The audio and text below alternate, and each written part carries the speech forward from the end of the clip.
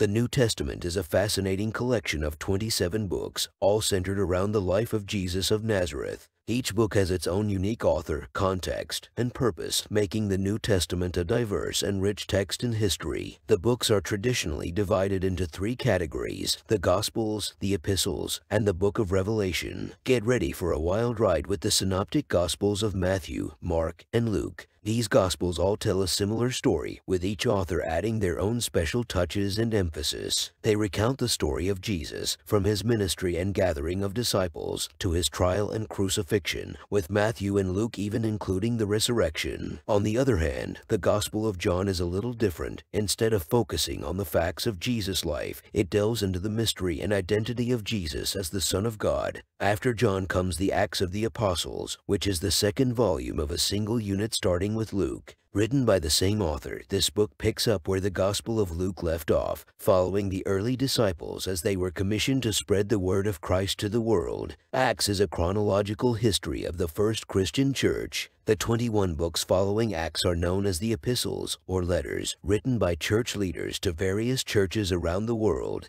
The first 14 of these letters are referred to as the Epistles of Paul, and were written by the first Christian theologian and successful missionary, St. Paul. There's no denying that Paul wrote 7 of these letters, and it's possible that he wrote 7 others. The Catholic epistles are the 7 letters following the Epistles of Paul. These letters are addressed to the entire church rather than specific communities, and are said to be written by original apostles, the biological brothers of Jesus, and John the Evangelist, although they were most likely written by followers of these early church leaders. The first Catholic epistle is the letter of James, written by James, the brother of Jesus and leader of the Christian church in Jerusalem. The first and second letters of Peter are said to be written by the Apostle Peter, while the first, second, and third letters of John are attributed to John the Evangelist. Lastly, the letter of Jude is said to be written by Jude, the brother of James and one of Jesus' brothers. Finally, we have the Book of Revelation, the only piece of literature in the New Testament that falls under the apocalyptic genre. It tells the story of a leader of a church community in Asia Minor who is living under Roman persecution